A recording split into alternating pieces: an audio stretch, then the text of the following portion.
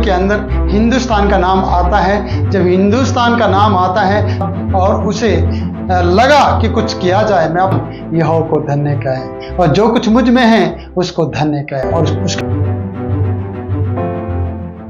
मेरे प्रिय मित्र जेम्स की आइए हम परमेश्वर के वचन में देखते हैं एस्तेर की किताब और उसका पहला अध्याय।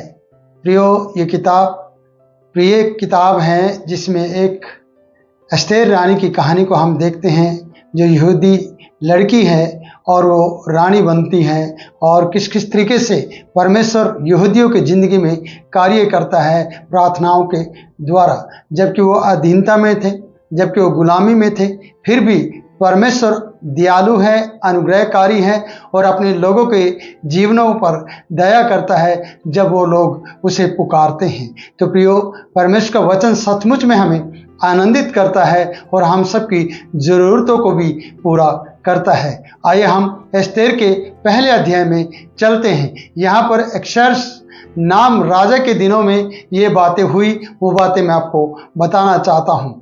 यह वही एक्सर्स राजा है जो 127 प्रांतों पर अर्थात हिंदुस्तान से लेकर भारत से लेकर कुश देश तक राज्य करता था। प्रियो, हमारी बाइबल के अंदर हिंदुस्तान का नाम आता है। जब हिंदुस्तान का नाम आता है तो हमें खुशी होती है, क्योंकि मैं इंडियन हूँ, मैं भारत से हूँ और मुझे गर्व है कि हमारी बाइबल हमारे हिंदुस्तान के नाम को लेकर आती है और हमें इस बात पर फख्र है। इसलिए उस एक्सर्स राजा जो 127 प्रांत पर राज्य करता था, वो हिंदुस्तान से लेकर कुश राज्य तक, देश तक राज्य करता रहा है। तो उन्हीं दिनों में जब एक्सर्स राजा अपनी उस राजगद्दी पर विराजमान था जो सुसन नामक राजगढ़ में थी। ये सुसन नामक राजगढ़ में राजगद्दी या शासन कर रहा था और उसे लगा कि कुछ किया जाए। मैं आपको ये कहना चाहता हूँ कि जब वो विराजमान था, सुसनगढ़ में था, राजगद्दी पर बैठा हुआ था, तब अचानक से राजा के मन में कुछ बातें उत्पन्न हुई। प्रियो, राजाओं के मन को कोई भी पकड़ नहीं सकता है। राजा क्या सोचता है, राजा क्या कहने वाला है, राजा क्या करने जा रहा है, ये किसी को भी पता नहीं होता है। अचानक से राजा को मैंने बदलते हुए देखा है, अचानक से राजाओं को युद्ध की तैयारी करते हुए देखा है, अचानक से राजा कुछ भी बात को पलट सकते हैं। तो यहाँ पर लिखा है कि राजा अपनी राजगद्दी पर विराजमान था जो सुसन नामक राजगढ़ में थी। उन दिनों की ये बात है जब वो 127 प्रांतों पर राज्य करता था।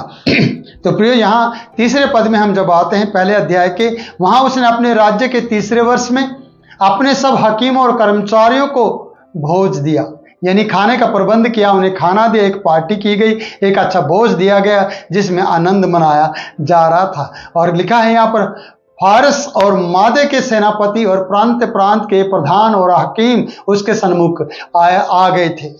सब लोगों को उसने इकट्ठा किया था और यहाँ पर लिखा फारस और मादे के प्रधान सेनापति भी वहाँ पर इकट्ठे किए गए थे, यानी मेहमान वहाँ पर थे, राजा के भोज में शामिल थे और राजा ने बुलाया था उनको और वो उनको भोज दे रहा था। आनंद का एक माहौल वहाँ पर बना हुआ था। इसलिए एस्तेर की जो किताब है यह हमारे लिए बड़ी दिलचस्प है और हमें आत्मिक तरीके से जीने में हमारी मदद करती है। तो प्रियो, यहाँ पर हम देखते हैं 4 पद में, वह उन्हें बहुत दिन वरन 180 दिन तक अपने राजसी वैभव का धन और अपने महात्मा के अनमोल पदार्थ दिखाता रहा। वो अपने वैभव को दिखाता रहा और अपने अनमोल पदार्थ दिखाता रहा और जो जो उसका धन था वो सबको उनको दिखाता रहा। प्रियो, मैं ये कहना चाहता हूँ कि परमेश्वर के साथ रहने वाले या परमेश्वर के साथ जीने वाले लोगों को मैं ये कहना चाहता हूँ कि हमें किस तरीके से उन चीज़ों को देखना चाहिए। मैं राजा को ये नहीं कहूँ कि राजा यहूदी है, ये राजा इस तरीके से इनका साथ देने वाला है। राजा को यह बात बिल्कुल भी मालूम नहीं है, पर वो अपने आनंद में है, क्योंकि राजा अपनी मन की बात को ज़्यादा करना पसंद करता है। पर राजा दाऊद ऐसा नहीं है। राजा दाऊद परमेश्वर की मन की बात को जानना चाहता है और अपने मन को परमेश्वर के काम के लिए हुक्म देता है और कहता है, हे मेरे मन, यहोवा को धन्य कहे और जो कुछ मुझ में है उसको धन्य कहे और उसके किसी उपकार को ना बोल। राजा दाऊद में और संसारिक राजाओं में बहुत बड़ा अंतर है। इसलिए मैं कहूँगा कि हम राजा दाऊद की तरह परमेश्वर की आराधना करें और परमेश्वर को धन्यवाद दें। इसलिए यहाँ पर हम लिखा है वचन में पढ़ा कि 180 दिन तक वो राजसी वैभव का धन और अपने महात्म्य के अनमोल पदार्थ को दिखाता रहा। हम 5वें पद में आते हैं। वहां इस प्रकार से इन दिनों के बीतने पर राजा ने क्या छोटे क्या बड़े उन सबों को भी जो सुसन नामक गढ़ में इकट्ठा हुए थे, राजगढ़ में इकट्ठे हुए थे, राजभवन की बारी के आंगन में 7 दिन तक बोझ दिया। सुसनगढ़ के लोगों को भी, छोटे बड़े कोई भी हो, राजा ने बुला, क्योंकि राजा आनंदित था, राजा बड़ा खुश था, राजा लोगों को अपना वैभव दिखा रहा था, राजा धन दौलत दिखा रहा था और राजा बहुत ही आनंदित था। आगे बढ़ते हैं, 6 पद में चलते हैं। 7 दिन तक, 5 पद में बताया कि 7 दिन तक उनको बोझ देता रहा, यानी उन्हें आनंदित करता रहा, उनको खाना खिलाता रहा और दयालु स्वभाव का वो व्यक्ति बना रहा। और वहाँ 6 पद में देखते हैं, वहाँ के पर्दे अच्छे थे, सफेद रंग के थे और वहाँ के नीले सूत के थे और सन और बैंगनी रंग की डोरियां और चांदी के छल्लों में संगमरमर के खंभों से लगे हुए थे और वहाँ की चौकियाँ सोने चांदी की थी और लाल और सफ़ेद पीले और काले संगमरमर के बने हुए थे। फर्श पर धरी हुई थी, जो भी वहाँ पर वो बताया जाता है। इसलिए मैं ये कहना चाहूँगा प्रियो कि कितनी बड़ी बात है कि राजा का जो वैभव था, राजा के जो कपड़े थे, राजा की जो बातचीत थी, राजा का जो रहन सहन था, वो लोग देख रहे थे, क्योंकि लोग खा भी रहे थे, लोग आनंद भी कर रहे थे। मैं ये कहूँगा कि आपको भी राजा के भोज में जाना है, क्योंकि परमेश्वर अपने लोगों को बुलाता है और अपने लोगों को कहता है इस प्रकार से कि राजा ने भोज दिया है, यानी हम प्रभु यीशु मसीह के भोज में शामिल होंगे और वो हमें अपना वैभव दिखाएगा। और आज भी हम उसके वैभव को जानते हैं, उसके बड़े बड़े चमत्कारों को जानते हैं, उसके आनंद में हमें भी शामिल होने की जरूरत है। तो प्रियो, यहाँ वचन बता रहे हैं 7 पद में, उस भोज में राजा के योग्य दाख मधु भिन्न भिन्न रूप के सोने के पात्रों में डालकर राजा की उदारता से बहुतायत के साथ पिलाया जाता था।